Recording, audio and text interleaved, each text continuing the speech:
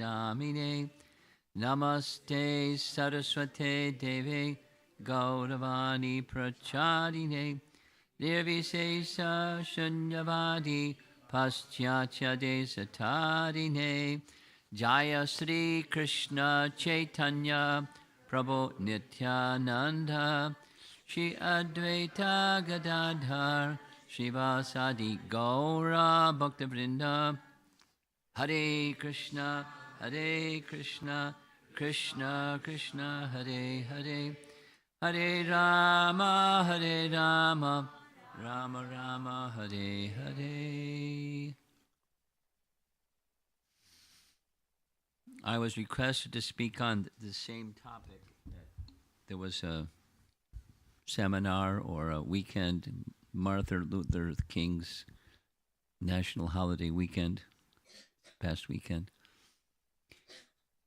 in Chicago or in Naperville. So the topic is relevant to anywhere, everywhere. I'll give a little background of how the idea of having this topic came up.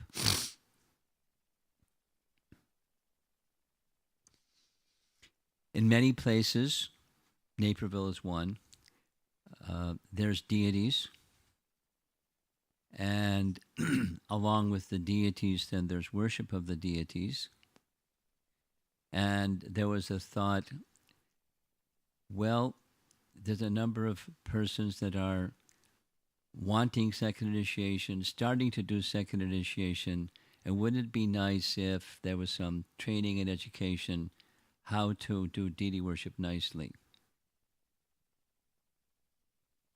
So there was a seminar. And the international, whatever he's called, the the director of deity worship or department of deity worship chairman or something, Nrsinga Kavacha came all the way from Australia and he participated. The primary person in all of Europe, and he resides in London, he came. The North American deity worship minister came, and it was a nice event. It was all recorded. And those of you that want to see the recordings, you get to see the recordings. So it's very comprehensive, systematic. A lot of it was hands-on. And then there was, I know Nrsinga Kavacha for years and years, and he's strong, and he's a little on the conservative side, which is nice with deity worship, because sometimes starts to go off this way or starts to go off that way, and he yanks it back. Here's a little example. I don't know if you have this situation here at the St. Louis Temple. We sing this song every day when after Mangala Arti, we sing Tulsi Puja. Yes? Your temple, this temple also. So somehow it has kind of morphed from Vishnu Bhakti to Krishna Bhakti. You know what I'm talking about? So one devotee in Alachua, scholarly devotee, Pran Govinda Das Prabhu, he did some research and he wrote a little document, and I like the document because it just says what you'd expect it to say. And he forwarded it to Nrsinga Kavacha, and he really liked it because it just says what. So when you say Vishnu Bhakti, implied is Krishna, because Vishnu is Krishna and Krishna is Vishnu. Yes, we know the difference, but the verse written says Vishnu Bhakti, so we should say Vishnu Bhakti. That's a little example of something going a little bit off, and then next thing you know, it's a little bit off. Next thing you know, it's a little bit off, and what happened?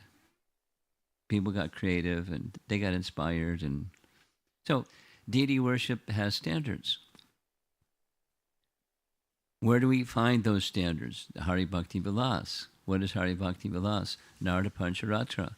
Where does that? So there's standards for deity worship, and the devotees involved in the deity worship in Naperville became very active, and there was some question. See what I told you? Some people don't come on time. We may have to do one more shift. Let's see how it goes.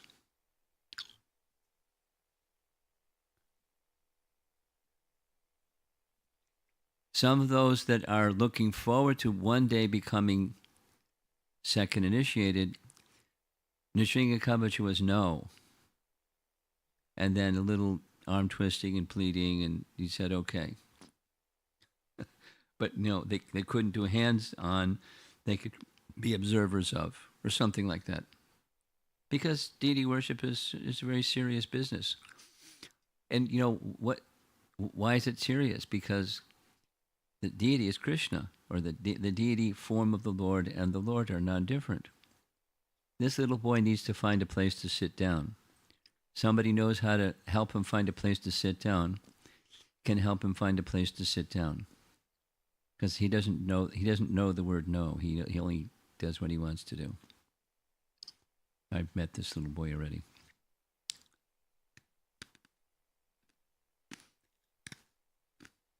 If he can't sit still, you know what to do, right? Thank you. Please don't make me say it again.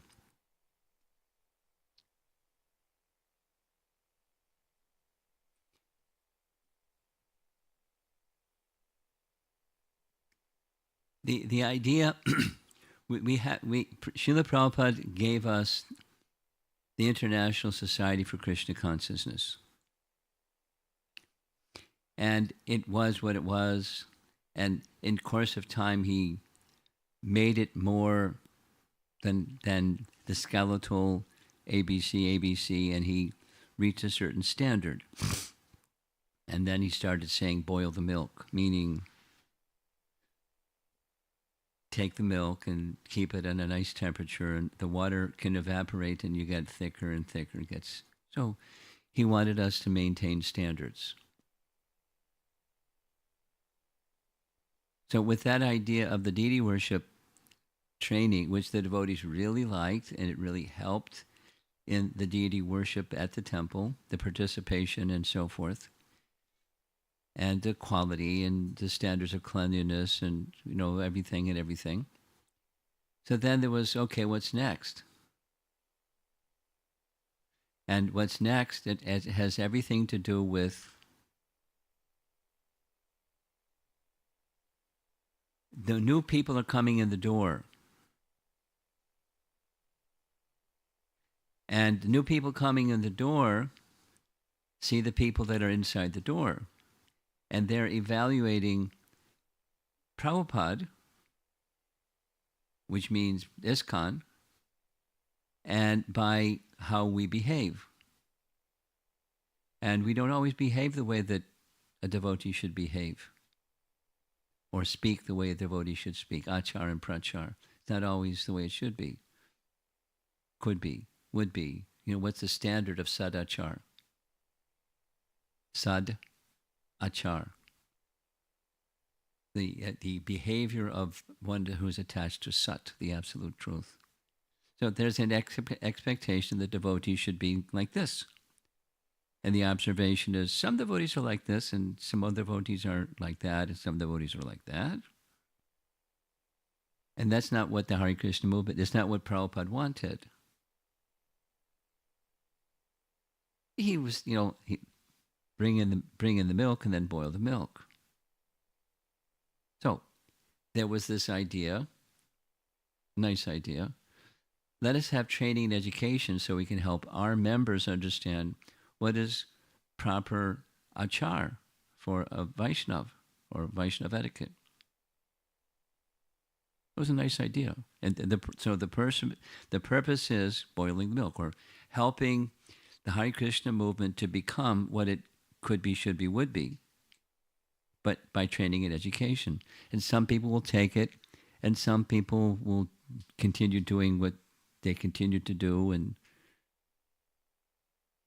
it'll be apparent that's not the norm. If we have the norm is sadachar, but how do you get the sadachar of training and education? That was the idea.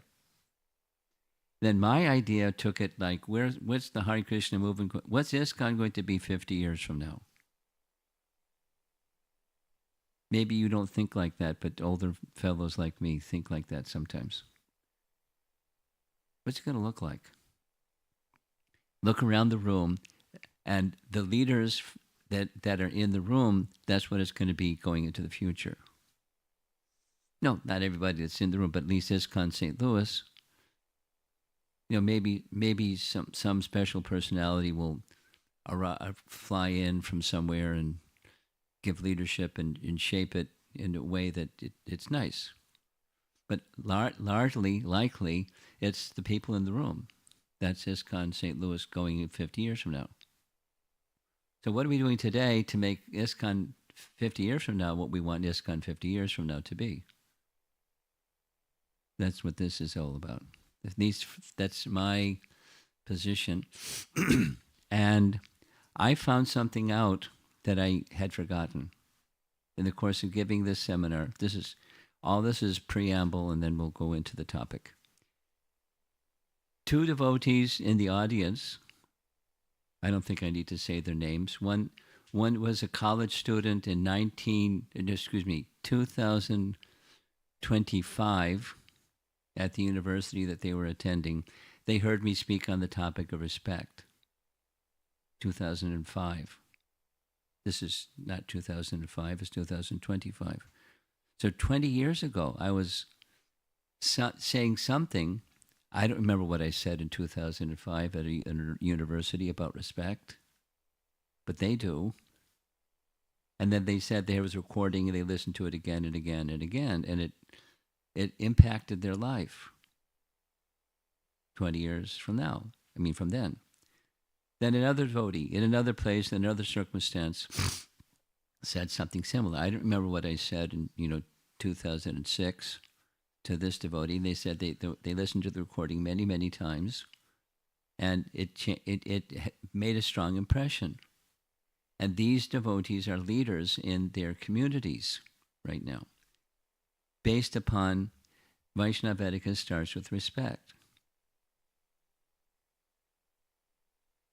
Say it negatively. All people, by nature, living entities, not just humans, by nature, there's a desire to love and be loved. Dogs and cats and mice and birds, and there's relationships, and we living entities want to love and be loved. We want relationships that are meaningful relationships. And then there's other things that happen besides that, but we want it. So if supposing this is a class for Western people, supposing you want a relationship, but you don't know who you are and you don't know who the other person is, you try to have a relationship with them. What happens? Dysfunctional. It's not a wholesome, genuine relationship. It's something. But it's messy and complicated and sometimes explosive and sometimes. So how to have a relationship where you know who you are and who the other person is, and you have a meaningful relationship that it takes purification, and it's just spirit on the spiritual platform. It takes some training to come from the material to the spiritual platform. And such relationships and such understanding starts with respect. We're all chanting Hare Krishna, without exception. Some persons may be new people, but even the new persons, if you sit right there, Mataji, I'm a traffic cop. If you sit right there, then the next person that comes in won't be able to come in. So you have to come sit where it's not so comfortable. And those of you that are sitting, come forward a little bit. 1, 2, 3, come forward a little bit. Thank you very much, so that people that come a little bit later, they have a place to sit. Sorry to interrupt like this, but it's appreciating the people that are going to come a little later. Right, Bo? Shy. Okay.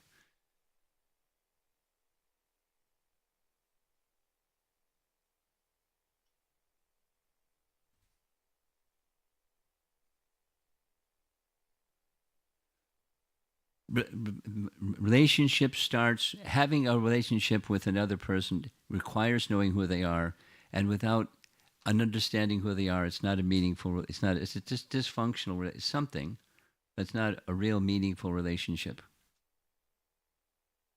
It's something, but it's not a meaningful relationship.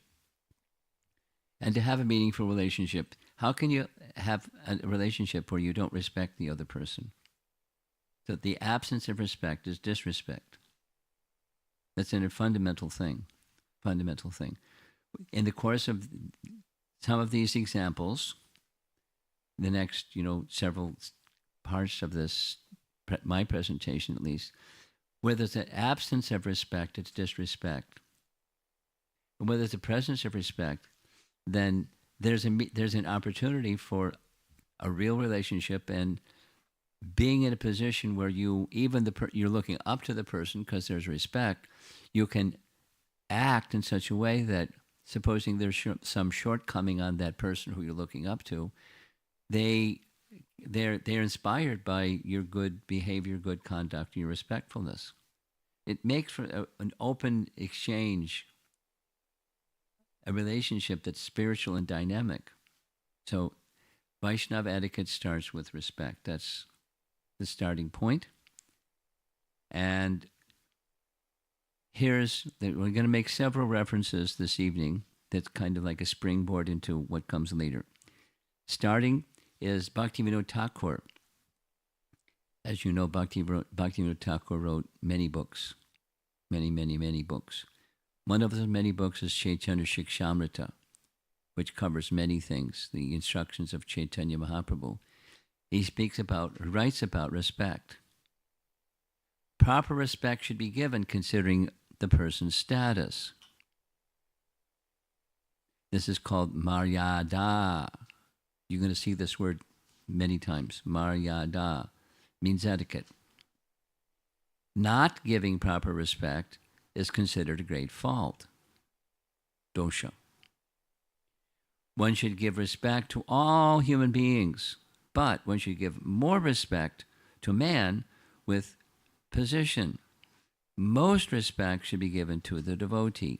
So he's now going to give a list of 8, starting with having a human form and then going up and up and up and up and up to the devotee, which is Lord Chaitanya's teachings to Sanatana Goswami. In Chaitanya Mahaprabhu's teachings, there are 5 sections in Chaitanya Charitamrita where Lord Chaitanya gives instructions, like extensive. Sanatana Goswami, Rupa Goswami, Sarvabhauma Bhattacharya, Prakashananda Saraswati, and Ramananda Roy. 5 sections, 5 essentials. And what he spoke about to each was different. In the section about Sanatana Goswami, his instructions to Sanatana Goswami, he speaks about the samasti, the sum total of all living entities. And then he starts building a pyramid and going up and up and up and up and up and up and up and up. It just keeps going up and up and up and up and up. But amongst all the different species, there's some in the human form, and some of the human form are civilized. And some of the humans that are civilized, some have good character, and it keeps going up and up and up and up and up and up. And the top is, at least in this list, is the Vaishnava. So, respect to humans, respect to those who are civilized. That means they live according to Varnashram. Respect according to position, Raja, Maryada. Respect to the educated, those that have knowledge. Respect to those with good qualities, Sadguna, Maryada. Respect according to Varna, respect according to ashram, respect to devotion. So the pyramid gets narrower as you go up and up. And respect is appropriate for anyone and anything. And respect commensurate with or proportionate to one's position. Civilized, someone takes a leadership position, education, so forth. That's what this list, you're going to see it again tomorrow, not tomorrow, the day after tomorrow, where I'm going to take these terms, so you can take note of the terms because you'll see them again and again.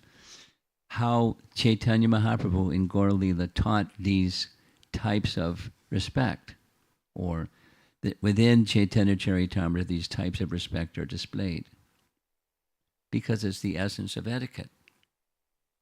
So it's there. Lord Chaitanya taught etiquette. He taught bhakti, but bhakti without etiquette.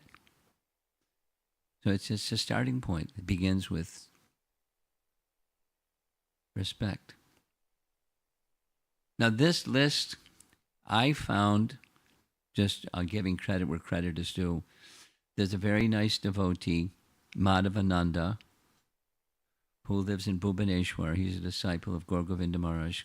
And for longest time, he's been publishing a bi-weekly publication called Bindu Magazine, and it comes from Bindu Magazine.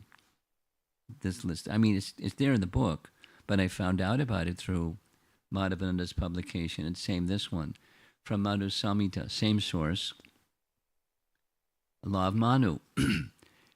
Among Brahmanas, seniority is by knowledge.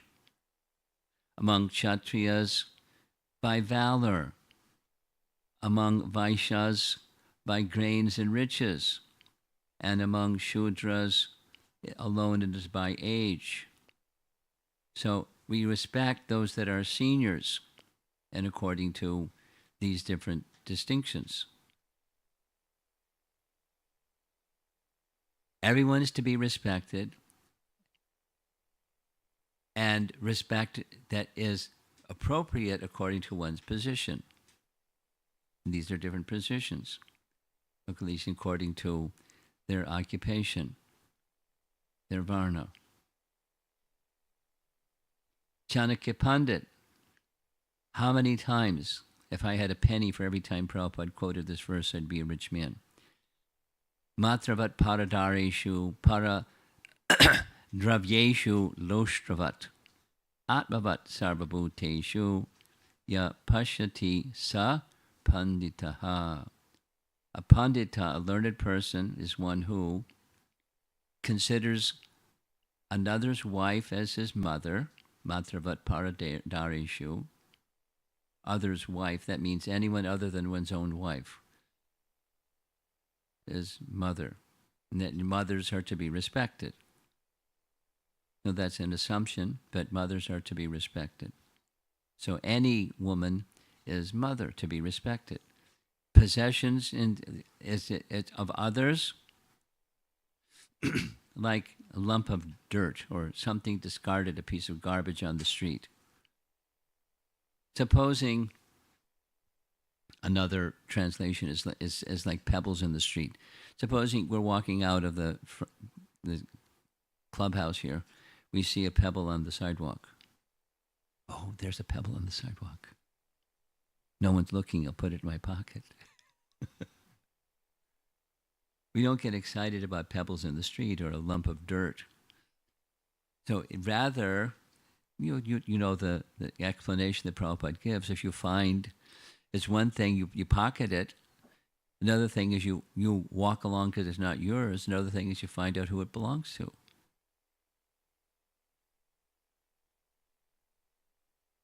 Civilized people do that. And those that aren't so civilized, they do other things. They're interested in renunciation, or they're interested in coveting the property of others. But a learned person doesn't covet the property of others. It's the property of others. Ultimately, the property of the Supreme. So it's not mine, and so I don't covet it. I don't desire it, to possess it, control it. And treats all the living beings as he would himself. This is a universal teaching. This is Chanakya Pandit. But I went through the trouble one time of gathering references from cultures all over the world, because it's abundantly available on the web, where the statement, love thy neighbor as thyself, the biblical saying. Some of you may not know that one. Some of you know that one. Love thy neighbor as thyself, or treat others as you would have others treat you. The golden rule: do unto others as you would have others do unto you. It's a good rule. It's a universal rule. And all cultures, all religions, all spirits, all learned persons see that way. So treat others as you would have others treat you. That's a good way to live. We don't always do that. But that's a sign of a learned person. So they respect others, respect property of others, and respect women. And one who respects and respects and respects, that's a learned person. And there's other categories of respect. There's many other categories. We're going to see some of the other ones. Cows, or not just cows, animals, not just cows and animals, all forms of life. Because within every form of life, there's a spirit soul, and wherever there's a spirit soul, there's Paramatma. So respect goes to all living beings, even an ant. We're going to see some of that tomorrow. But that's a way to live.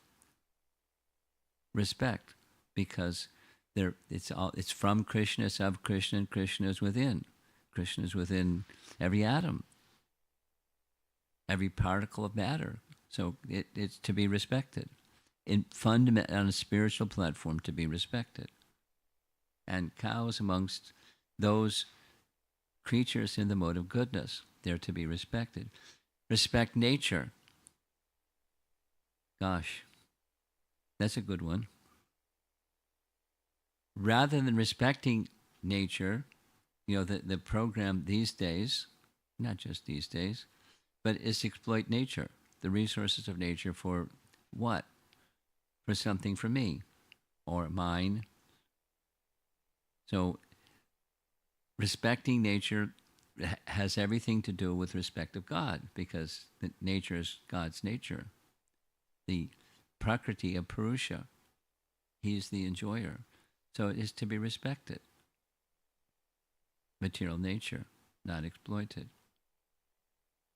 And all forms of dharma, such as worldly dharma and paradharma.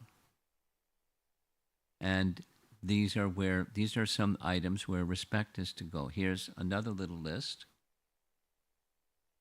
I'm doing this in the first class because these points will be built upon later in upcoming classes. So this is the kind of foundational, without examples of. Towards the end, a few examples. In Srimad Bhagavatam, we have another nice list. There's this list of 5. The context is Kunti's despondency, and then Kunti's prayers. So what happened this is Canto 1, Chapter 8. Canto 1, Chapter 8 is Kunti's prayers. Celebrated prayers, fantastic prayers.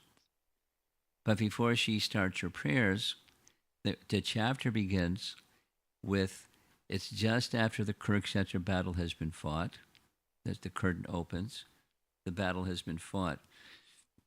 And there's the funeral for so many on both sides that are deceased, and grief and wailing, and the rituals, and Krishna's there, the Pandavas are there, those who survived the battle, they're there. And everyone is feeling very, very sad. And Krishna speaks in certain ways to pacify those who are grieving. Now, how do you pacify? That's not easy. Try it sometime. It's not easy. It would help somebody not feel so bad, but what do you not feel so bad about? Something that's really horrible that just happened. In the purport, that's the scene. And the headline, did you see? Protection should go to those who we respect. Before this is cut and paste from Prabhupada's purport. Before the advent of the age of Kali, the brahmanas, the cows, the women, the children, and the old men were properly given protection. And then he makes a little list. The protection of the brahmanas maintains the institution of varna and ashram, the most scientific culture for attainment of spiritual life. Now, the head is the most important. Without the head, the rest of the body doesn't function properly. So all the parts of the body are important, but the head is most important. The brahmanas give direction to the rest of the social body, how to conduct the arms department, the belly department, the legs department, how to conduct yourselves properly so that there's smooth and proper organization of human society. Brahmanas are necessary. So brahmanas are to be protected because they're so important, and they're respected because they're so important. So brahmanas are protected because it's for the well-being of the entire social body for brahmanas to be protected. Then the protection of cows. And here's a statement that Prabhupada makes that he uses all the time. Protection of cows maintains the most miraculous form of food, namely milk, for maintaining the finer tissues of the brain, for understanding higher aims of life. Now, there may be many reasons why cows should be protected. One that I'm very familiar with, we're probably all very familiar with. Why protect cows? Because they have no means of protection. They don't have claws. They don't have teeth. They don't have a mechanism for defending themselves. They're to be protected. And what do? They just give. I mean, they eat grass, which isn't a competition for the rest of us. And it's like they eat grass and give milk. Like, how simple can that be? And what the milk that they give is, Prabhupada says it over and over and over, it's one of those repeated messages, finer brain tissues. So a question came up when we were in Naperville. Is there some modern scientific, verification of that statement, or is it just like a quaint Vedic statement? There's nothing in modern research that shows there's anything to do with milk and the finer brain tissues. The answer is there's abundant, and didn't even have to do some research because one of the devotees he's a PhD professor at Illinois Institute of Technology in food research. He knows his stuff. And here's what he wrote back to me. He texted me. Numerous scientific studies show that consumption of milk aids in the development of brain, increases neurocognitive development, influences exploratory behavior in those who are consuming milk, provides protection to the brain from certain types of oxidative brain injury, and provides protection against some damages caused by aging and age-related diseases. Now, Prabhupada just summed it up in this, finer brain tissues. And we need some finer brain tissues to understand finer subject matters, because in spiritual life there's subject matters that are subtle and it's hard to understand. Drink more milk. I mean, ahimsa milk, please. But it's important.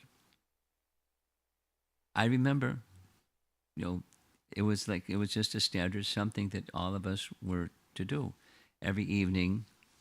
It was like a ISKCON Hare Krishna ritual. Out comes the big bucket of hot milk, and everyone took some hot milk, and it had to be boiled 3 times. It was a whole thing because it wasn't pasteurized. It was anyway. Prabhupada trained us how to take milk every day, and we were just bare bones budget people, but we had milk every day.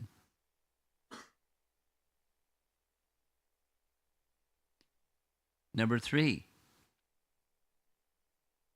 Now, the topic again at the top is protect those who we respect. So protection of women maintains the chastity of society, by which we can get good generation for peace, tranquility, and progress of life. Now, exploitation goes on. Without listing the ways that it's prevalent in modern times, it's not just a modern thing, it's a thing. Therefore, in Vedic culture, it was a principle of women also need to be protected because they don't have the defense mechanism to deal with strong men. Unless you're Draupadi, then you can just sock Jayadratha in the jaw and it gets knocked out. She was a tough lady, Draupadi. But normally women aren't expected to be, muscle-bound ladies. They require protection, and protection has its benefit. In principle, society that's chaste rather than exploitative, it's chaste. And with a chaste society, in principle, better future generations.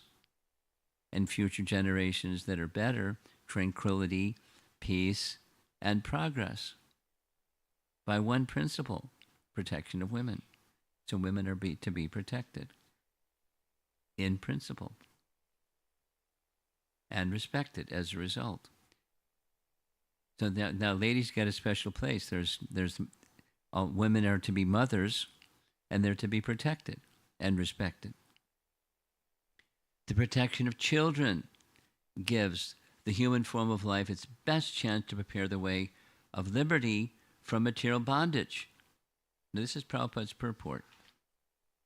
First canto. He's speaking to the world. He's sitting in his little room in Vrindavan, writing to the world. He knew his audience. They need to know culture. They don't have culture. The culture of respect. Such protection of children begins for the very day of begetting a child by the purificatory process of Garbhadan Sanskar, the begetting of pure life. Now, Prabhupada's sitting in his little room, and is the world going to respect what he's writing? Are they going to are they going to understand what Garbhadan Sanskara means and the importance of it? And it's not just his Hare Krishna followers. There's no followers. It's the world. And sure enough, that the book has been translated in so many languages and so many volumes have been distributed. So it's instructions for the world, for upliftment of the world. Protection, protection, protection. Respect, respect, respect. For building the better future. And finally, the protection of old men gives them a chance to prepare themselves for better life after death. So older people, it's like a lot of people to be protected, but older men, so that they can, when protected and cared for and all of that, at least the opportunity is there that they can go towards the ultimate destination of the soul from this human form of life to the best destination of the soul.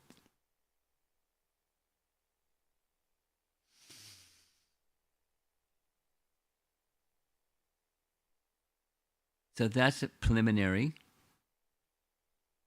some ground rules for what respect, pro, according to one's position.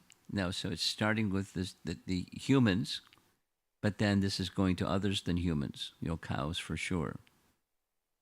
And then women, old men, children in the human form. So for purposes in certain ways. Some of you may not know, but now you can know that for the past 4 years, starting 4 years ago, there's been an experiment in reaching new people in ways that we don't normally reach new people. And it's called a Body, Mind, Spirit Retreat, which can mean anything. Some of you may know, when Prabhupada, before he accepted sannyas, he was living in Vrindavan at Radha Vangsi Gopal Temple, which was somebody, an extended family's home. And downstairs was the temple, and upstairs was his little room. And he went to Delhi on a regular basis to do two things, to practice teaching. He was writing, following his spiritual master, in English, Back to Godhead. It was a little publication, a little something that printed and mimeographed and stapled it together. And so he went into Delhi to speak of the message of Lord Chaitanya through the Back to Godhead magazine or publication. And he was also looking for, second reason, he was looking for people that are spiritually minded or pious and could help him in publishing Srimad Bhagavatam and his journey to the West, looking for potential donors, but through the medium of the message and preaching. So in the course of his visits to Delhi, a person he met gave him a flyer from a gentleman in Japan. This is history. After World War II, during World War II, visas weren't permitted. Countries didn't want foreigners to come into their country, so they didn't give visas for visitors. And it was like that for some time after World War II. And around this time, this is when Prabhupada got a visa to go to America, because they were just starting to open up the doors for visas, tourist visas. So one man in Japan, a forward-thinking man, decided to have a conference called the Cultivation of the Human Spirit. What does that mean? It can mean anything. Cultivation of the human spirit. And he had this vision of, let's get together and be unified instead of, at war with each other. Cultivation of the human spirit. Post-World War II, the pendulum is starting to swing the other way. Someone gave Prabhupada the flyer. He wrote a letter to the gentleman. The organizer said, please send me a letter with which I can get a visa to come. An invitation letter. So he got the invitation letter. He never got the visa. He never had it. He didn't have a passport at that time. He didn't have the money to get on a plane. But he had the plan for preaching globally while he's living in a little room. And it's just the picture of the heart of our founder Acharya is just amazing. He was like 20 steps ahead of himself. He was going to go to Japan.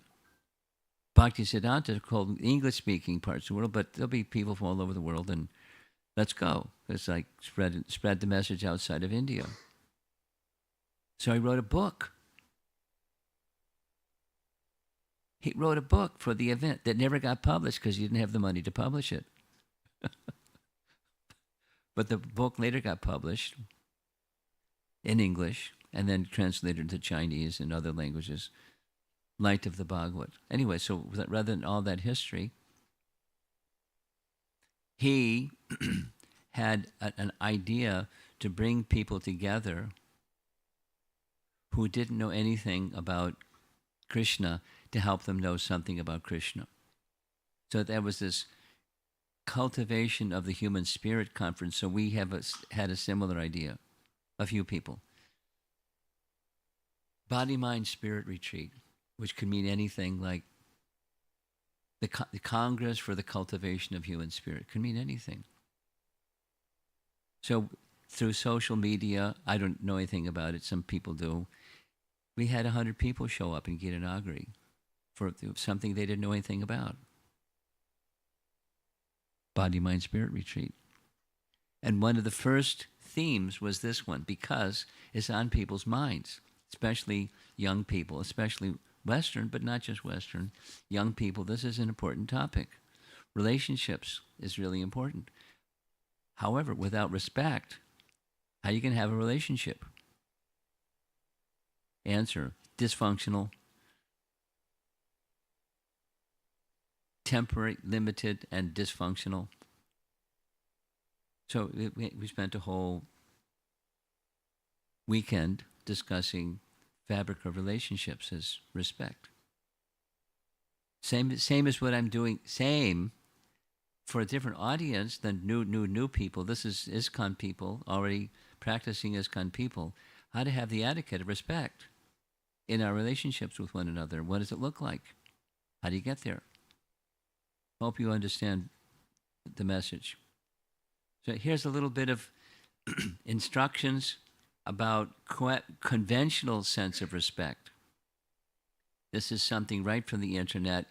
This is on the material side. Help out, cooperate, come together, blend, collaborate, serve, unite, da da da da da da. Cliches where people, rather than being at odds with one another because there's differences between us, you practice and strive to respect one another, although there's differences.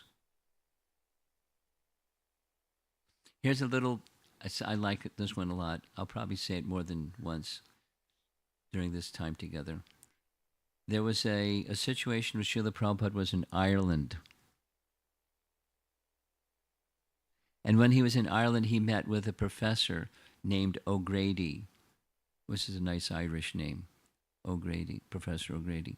So Professor O'Grady was speaking to Prabhupada, saying, Swamiji, your followers are from all over, and there's such differences amongst them. How do you maintain peace and tranquility with so many differences? Good question. Sometimes we don't do such a good job. Prabhupada's answer was, he pointed to the vase that was on the table. He said, see this vase? In the vase, there are many different kinds of flowers, of different colors, of different fragrances, and it makes it very beautiful. He didn't say the rest, but if it was all the same color, the same fragrance, the same everything, it wouldn't be as beautiful. So diversity makes beautiful. But then he made the point, but there's something same about, they're all flowers. That's the unity.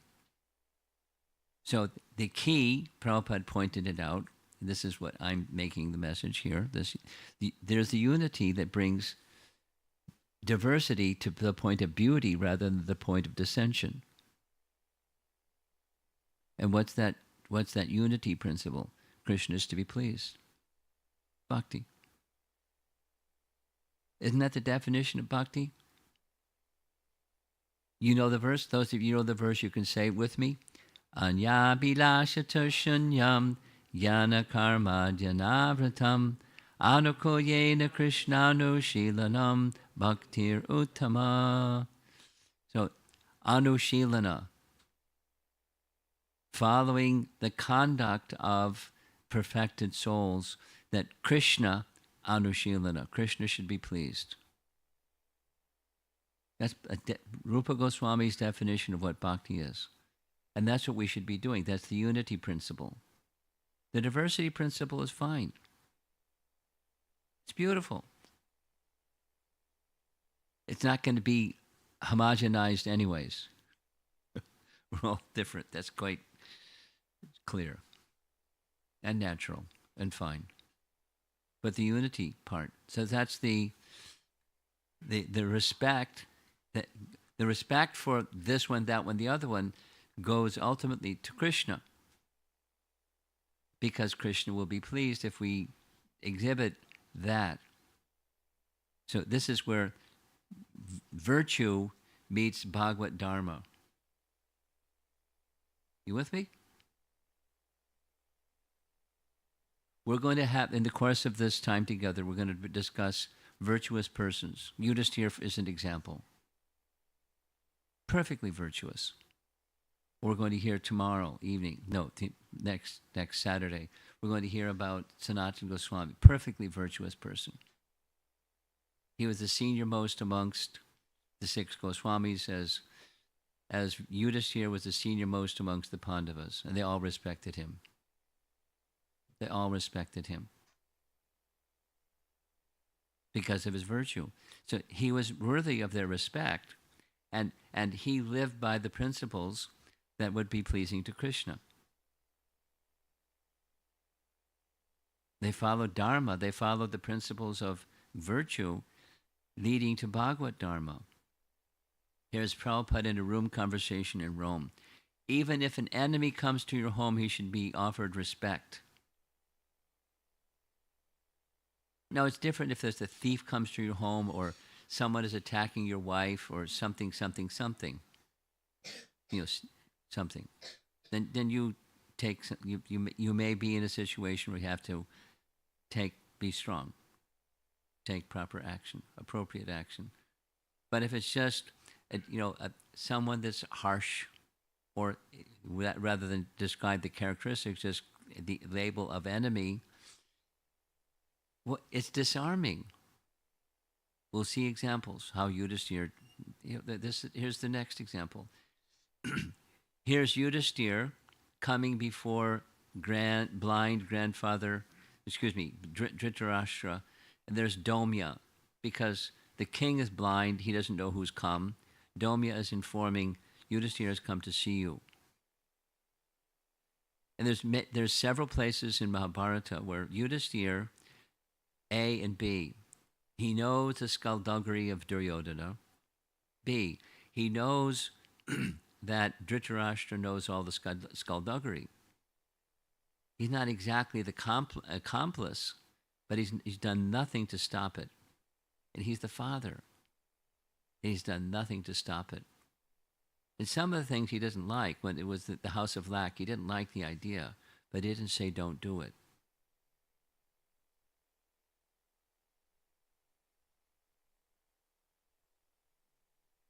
Yudhisthira knows this. Yudhisthira knows in part because of Vidura. Vidura knows everything because he's part of the royal family.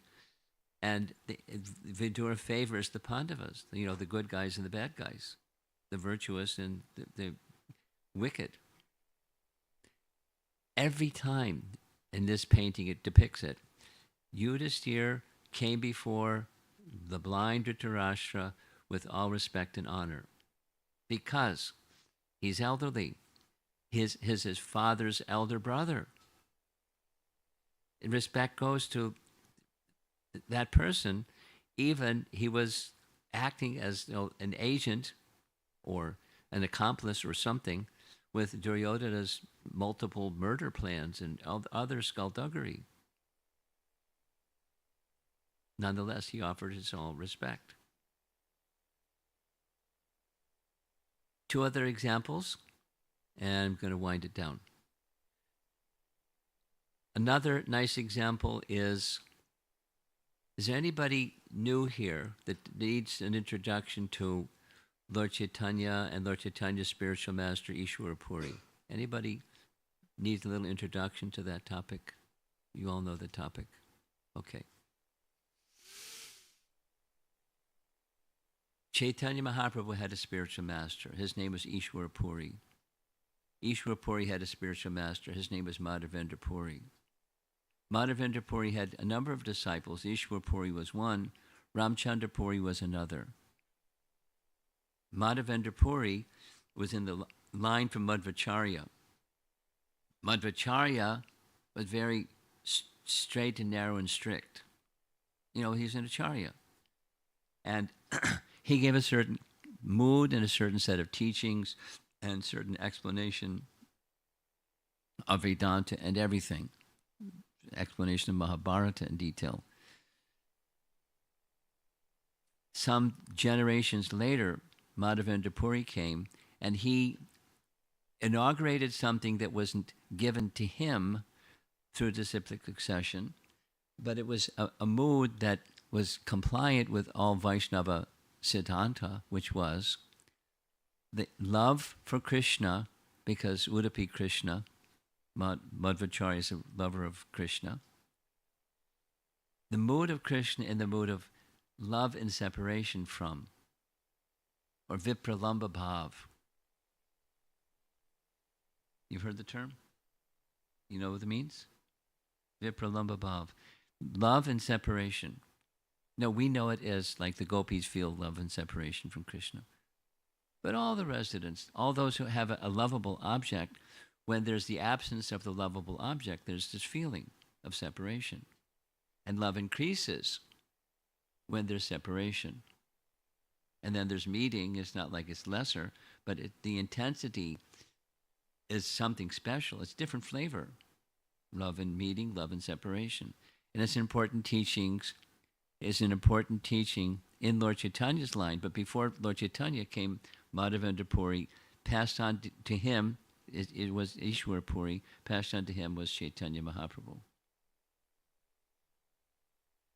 There's details. Ishwar Puri came to meet Nimai when he was a young boy, like a school teacher, a Brahmin boy.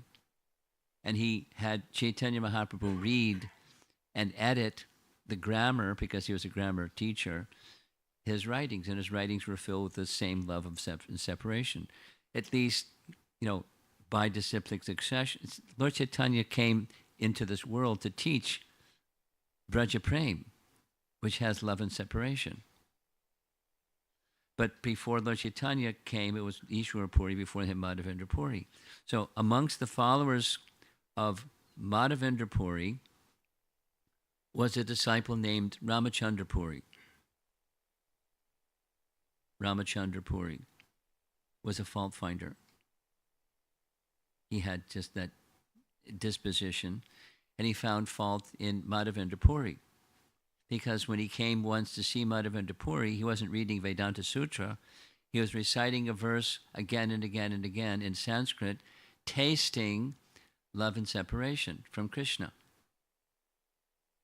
So, of all the nerve, Madhavendra Puri had to hear from Ramchandra Puri, "What are you doing? You're supposed to be studying Vedanta. Why are you reciting this verse again and again?"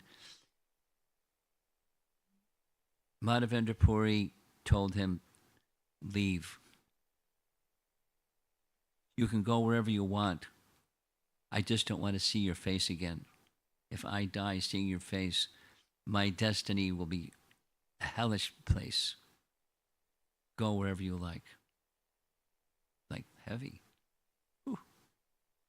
And so Ramchandra Puri had this infamy that he was a fault finder.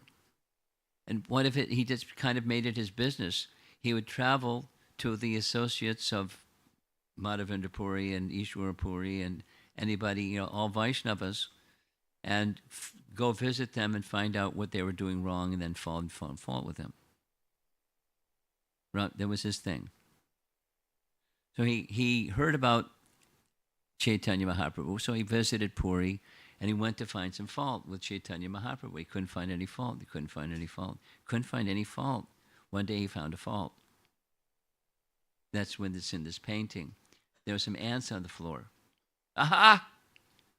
You're eating too many sweets. Sannyasis are not to eat so many sweets. That's why there's all these ants. Just see. Now, In St. Louis, there are not too many ants on the floor. But in India, there's ants on the floor. And it's not because somebody's eating too many sweets. It's just there's ants all over the place. It's just little insects and all kinds. Well, you know, those of you that lived in India, you know, or visited India, you know. I know, and I'm not from India. There's ants, and, anyway. So the note at the bottom, whenever Ramchandra Puri came to see him, the Lord offered his respects, adara, with great attention. Why? He's the god brother of his spiritual master. Yeah, but he's a fault finder. Yeah, but he is the god brother of my spiritual master. And so, although he's by disposition a fault finder, which is offensive, it's, we heard Bhaktivinoda Thakur, it's not to be done. He did it anyways. And so, because of this Sanskrit word adara, it's a very important word. It's very similar to the English word adore. Adara, or offering respect. He offered him respect. Even he knew what he was up to. And he had offended his grand spiritual master. He still offered him respect. It's an important Vaishnava principle. It's an important Vaishnava etiquette. Here's our last slide. This is a painting of Chaitanya Mahaprabhu with Haridas Thakur. He's the one that's holding the beads. And then other associates of Mahaprabhu. And Mahaprabhu, is offering respect and offering respect and offering respect. Same word, adara. You adore. This is Haridas to Chaitanya Mahaprabhu. You are living within a society of great, great brahmanas and aristocrats, but without fear or shame, you adore a lower class man like me. You're showing me such adara, or respect. Now, this word adara, some of you like reading Prabhupada's books, I know. And one of those books is translation of Rupa Goswami's Upadesh Amrita, or Nectar of Instruction. In text number 7, this word adara is there, where Rupa Goswami is describing for instruction for us how to go beyond mechanical chanting. Or chanting where it doesn't taste nice, doesn't have sweet taste.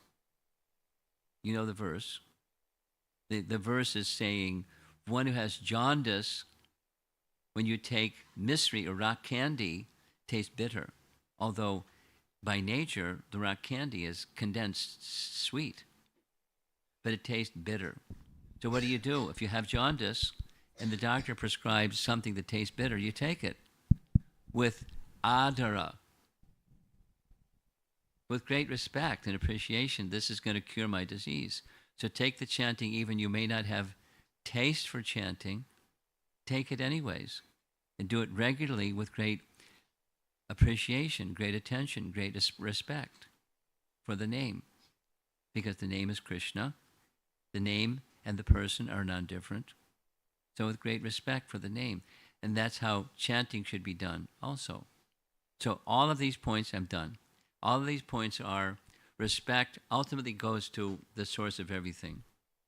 The failure to respect or disrespect goes to the source of everything. If you have respect for the source of everything, it's easy to have respect for that which comes from the source of everything.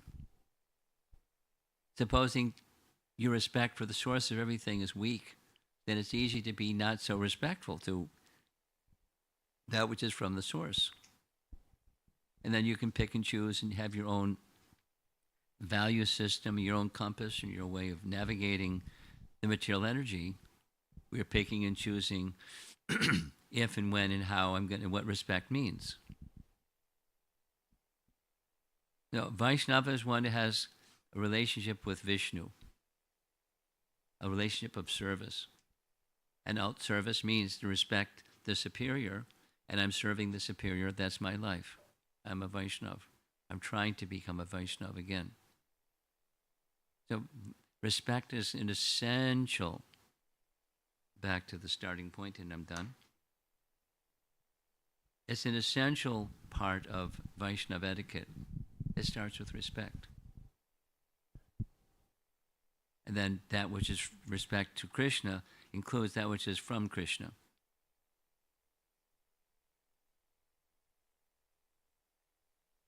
So that's our topic. We're going to do part 2 and 3 and 4 before I leave. You're going to be tired of me.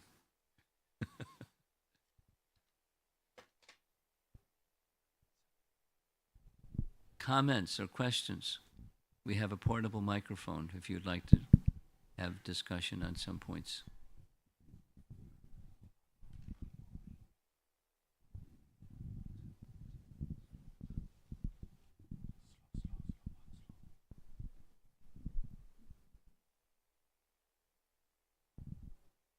Way in the back.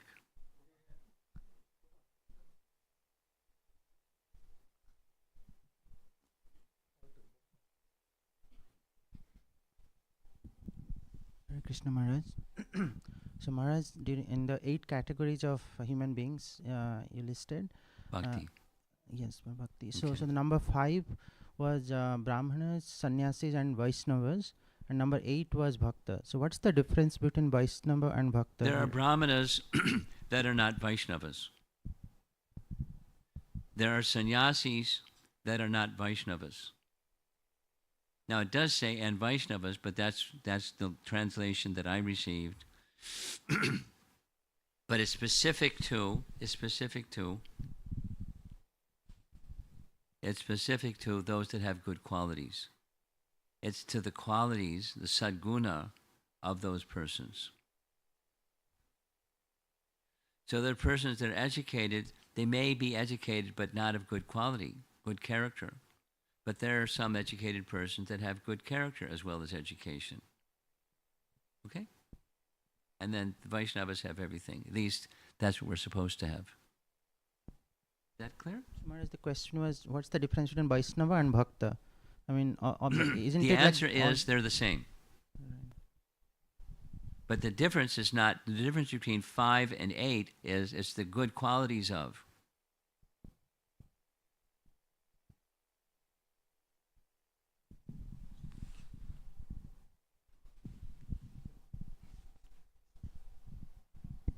Hare Krishna Maharaj. I will add a similar on the question on the same list here on the 6 and 7, which says respect according to Varna and respect according to Ashrama.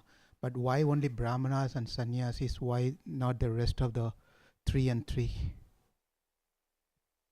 3 and 3? I mean, why not Kshatriya, Vaishya, and Sudra, and Grahasthas, and Brahmachari and Vanaprastha? Well, it's not. This is a pecking order. And amongst the Varnas, the Brahmanas is most important. It's not demeaning or disrespect, but greatest respect goes to the Brahmanas amongst the social orders. You don't have a problem with that, do you? The Brahmanas are to be given the greatest respect amongst the social orders. And amongst the ashramas, sannyasis doesn't mean you disrespect the grahasthas or disrespect the vanaprasthas or disrespect the brahmacharis. But there's a special, if this is now, with those who are sannyasis with good qualities, because that's, 5 comes before 7,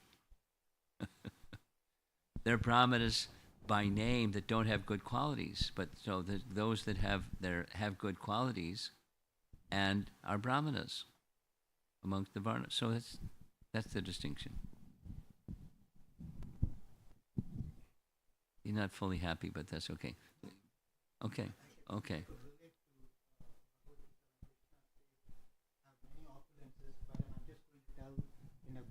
Yeah.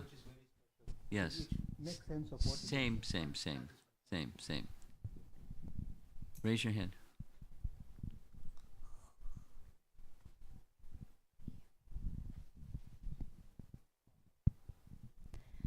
Hare Krishna Maharaj. Thank you very much for repeating this topic, and She attended the seminar in Naperville, part 2. and I wanted to share also that in 2008, one of the Sunday feast talks that you gave in St. Louis Temple was currency of relationships. And the main point that you said at that time was respect is the fabric of relationship. 2008. Yes. St. Louis Sunday Feast. Yes. You have a good memory. That particular Sunday feast talk actually protected me from a lot of possible disrespect that I would have done to people. So I am very grateful for that. And this message has been very consistent over the years, and that's something that I wanted to just add on top of what Varshana Mataji and Leela Manjari Mataji shared in Naperville. And the something that I have been contemplating and that came up in one of the discussions with one of the devotees is that sometimes the way we offer respect to another person is not probably the way that they are used to receiving respect. So then there is a gap in communication of respect from one to the other. And so in the discussion, the way I processed this was the gap in communication of respect could happen because my heart is not fully purified yet, and there's mixed devotion. So it doesn't touch the other person's heart when I offer a respectful gesture. That's one way I processed. And the second way I thought was that I continue to offer my respect irrespective of whether it's getting communicated, with a prayer that if Guru and Krishna are pleased with the respectful mood, then whatever they desire, it will get communicated at some point. So I wanted to ask you, I don't want to cap off by saying this is all I can do, but what else should be done from my side to... Well, intention, two things, three things. Intention is so important. And if your intention is genuine, going back to what you said, it might be not so genuine. It might be a little cosmetic, a little on the practice side, but not fully genuine. But as genuine as you can and as you are, if that is there consistently, then it's persuasive. That's what's communicated more than the words or the behaviors, is the intention of purpose of that's just taking this one point of being respectful. I'm going to be mentioning some other examples as we go along where it looked like disrespect, but the intention is respect according to position and the relationship. It's going to be a really funny one tomorrow. No, excuse me, Saturday.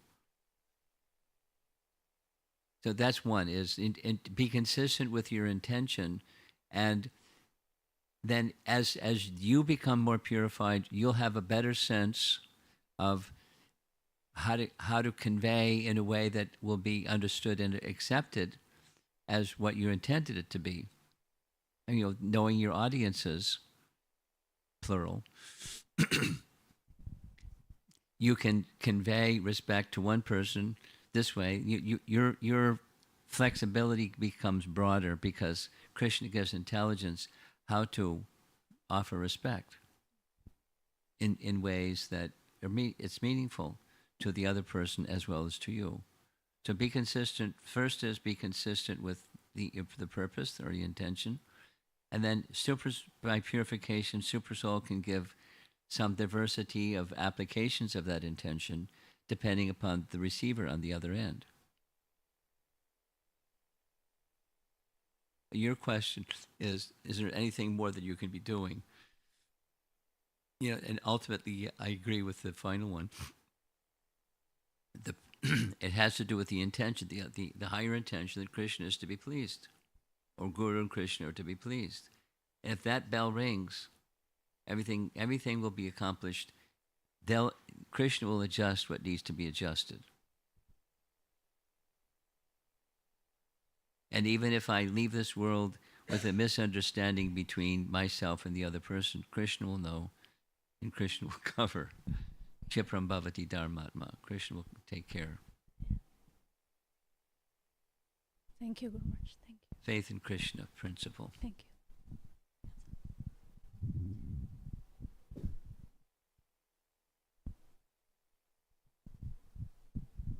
Hare Krishna Maharaj.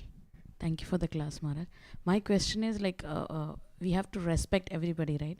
Sometimes the respect is only artificial, like because we Sometimes, yeah. if you ask me, most of the time, like that is how we are brought up, that we have to respect Yes. everybody. Yes. But then how to have that genuine respect for all the... That's all. Pure bhakti. So this is where dharma meets paradharma, or where conduct meets that which is pleasing to Krishna, or Bhagavad Dharma, or morality and virtue meets transcendence. And I'll comment. I think probably it's okay to comment like this.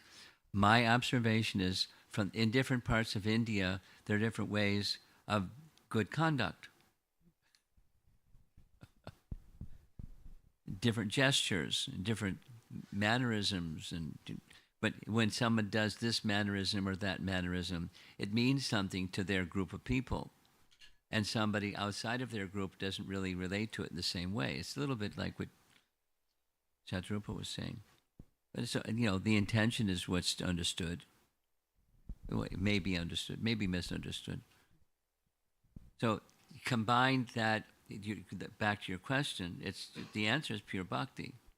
So that pure bhakti means to do that which is cosmetic, or which is culturally, etiquette for Krishna. That's the bhakti principle. Anukulyena Krishna Anushilanam. That's the bhakti principle. That's the bhakti principle. Krishna is to be pleased. It's everything. It's at the heart of the heart of good conduct. Thank you, Maharaj.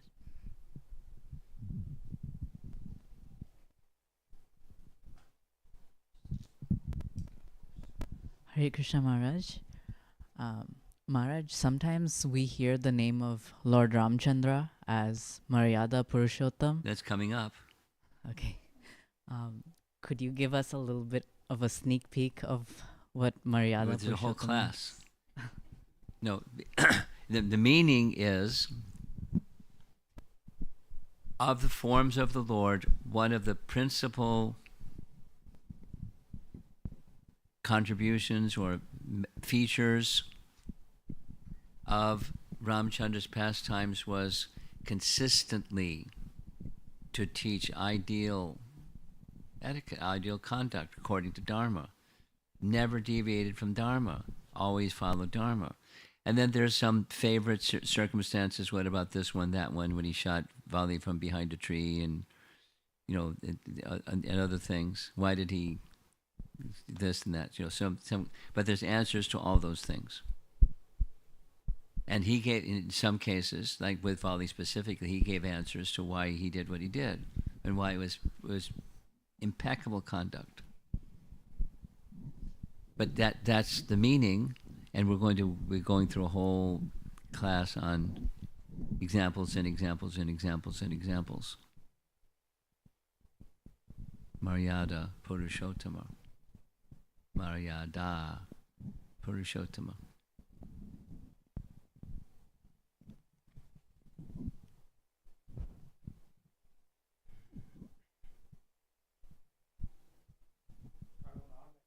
Okay. Thank you, Guru Maharaj. Why, by Manini Radha Devidas. Why does it happen that sometimes devotees gradually slacken their respect for their Guru Deva? Does that mean their respect showed up at the beginning was not genuine?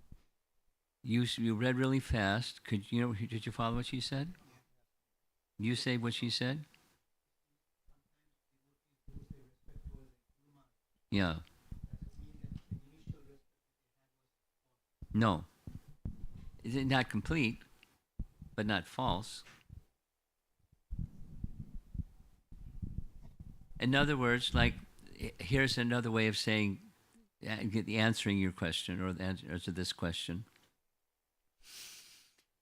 Someone may begin bhakti in the beginning very sincerely and apply themselves diligently, and then using Bhaktivinoda Thakur's phrase, their submission may slacken. So the question is, in the beginning, was their submission false or phony or, just not at all genuine? The answer is no, not necessarily. It's possible. Maybe it was just a make show, but sincerity and submission go together, and they can slacken. That is to say, one can become distracted or complacent, or some other things may happen, and that the sincerity and the submission may dissipate. The good news is, whatever that was in the beginning, that's not lost. But go back to the question. Not necessarily. That's not what it means. It can be bad association. It can be, a number of factors that happen. And not sufficiently strong. So what should the rest of us do with that understanding? Stay in good association. And revisit your purpose, the why that you're engaging in devotional service, like again and again, and reconnect with good association again and again, and be eager to make progress repeatedly. That's what we do.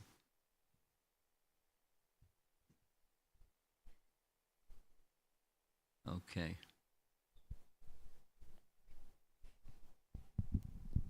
Hare Krishna Maharaj.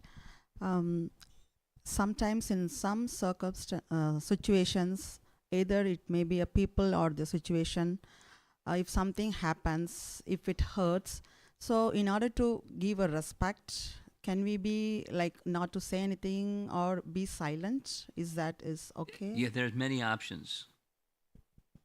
The many options, my recommendation is, when you're making an option list, a brainstorm list of what are different possible reactions or responses to something, never deviate from respect. I can respectfully remain silent. I can respectfully say, you just stepped on my foot and it hurts. Or maybe I can, so you can make a little brainstorm list of maybes. But whatever you do, don't depart from respect.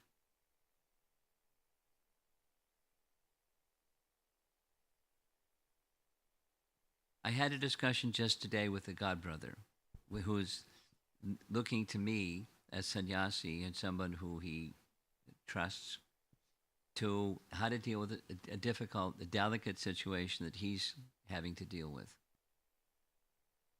Without, obviously without the detail. And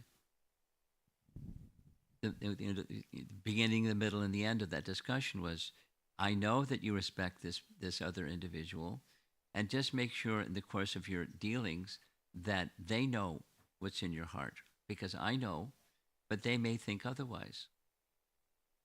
Depends on how you speak. So you're being very careful to say the right thing in the right way. But so that's on the outside. On the inside, let them know and be consistent. Same as with the response with Shatarupa. Let them know. Make sure that you know that they know, and that you mean it. That there's not disrespect for them. It's just something that's very delicate, and between one Prabhupada disciple and another Prabhupada disciple, one God brother, another God brother, you don't agree with a certain perspective on something, then it's an important something. And you're a leader and they're a leader, and so you're speaking respectfully to them as a leader. And we differ. And it's not like my way has to be the highway, but don't just be silent, be respectful. But then how to communicate. That's, I said at the end of the discussion, Krishna is showering his mercy on you. That is, you have the opportunity to stand by a principle that both he and I share, but the third party has a different value.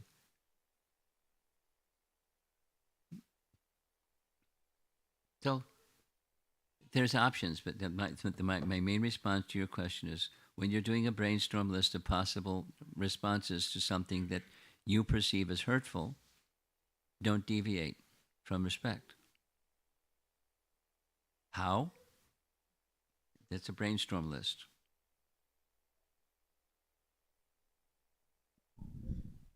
Thank you. Then you're a Vaishnava, and you can have a Vaishnava relationship with between yourself and Krishna, and ultimately to all the mission of our founder Acharya, and helping make the Hare Krishna movement what it could be, should be, would be. I think I'd like to end. Is there any other immediate question? No. Srila Prabhupada ki jai.